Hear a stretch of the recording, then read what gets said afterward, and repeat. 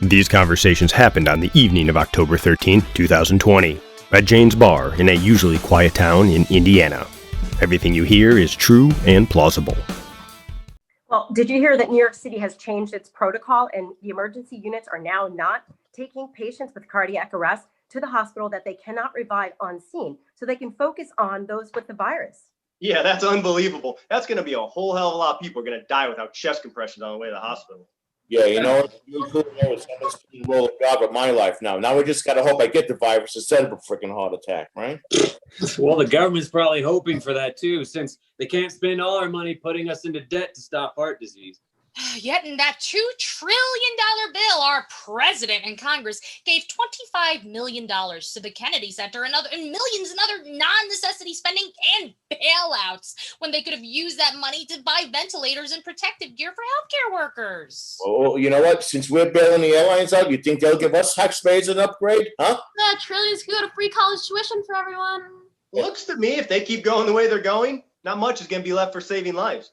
And why restrict everyone when they should be focusing on the people who are sick, whose chance of living could be a lot better if we were all working, providing support? Yeah, and how do we even tell who's sick to help them? I mean, it might be a little more complicated than running a bar, but we need a national effort to get everybody tested quickly so we can tell who's infected or not. And it would have to be simple to get it done right away. Well, the Coronavirus Commission actually announced that laboratories developed virus testing machines that could give positive results in 5 minutes. Oh, wow, really? That fits right in with the idea I have. Do you guys know that there are 435 congressional districts throughout our country, each with the same number of people? So we could fairly spread out those testing machines to every state.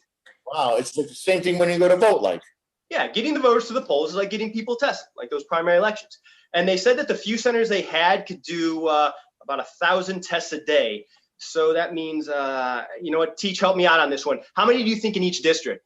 Okay, that should be easy. So at least 1,000 tests a day, and let's say you want to do it, get it done in a month. You'll need 20 testing centers for each of the 435 districts. That's about 9 million tests per day to test just about everyone in the country. Okay, and obviously, we test everyone with symptoms first, then all the nursing homes, followed by the elderly, then everybody else, and we probably have this then under control in 2 to 4 weeks since most aren't infected. I mean, I've never done it before, but it's a plan to get everyone tested that no one seems to have right now. Hey, you better add some more time. A friend of mine who didn't have any symptoms got tested for his job and was positive. Another reason we have to test everyone and isolate those infected to stop it from spreading. Which will probably cost a hell of a lot of money. And at this point, they're just throwing money on a fire, hoping that with enough, they'll be able to smother it. Yeah, but you know those primary election campaigns have paid staffers and volunteers that go door to door and set up campaign events to get the vote out? Well, instead of spending $2 trillion giving money away, why not start a Corona Corps? You know, like the Peace Corps or something, and spend whatever it takes getting people tested. Oh, you could probably get that done with about 10 people at each location. And even ask local military to help with logistics too. Yeah. To do that, you could probably hire 100,000 of those currently unemployed for 1,000 a week for about a month, and train them to do simple tests around the country, and start by setting up those 9,000 testing centers for 400 million, and to do it for as long as you want to do whatever needs to be done. And they can also be disinfecting businesses and offices, or being an assistant to a healthcare worker who then can better manage patient care. Yeah. Like you said, focusing on simple tasks. Yeah. To make that actually make a difference. Yeah. And it's simple. If you test positive, you would quarantine for 2 weeks. Then when cured, can join those who tested negative, going to disinfected places that have been approved by the health department.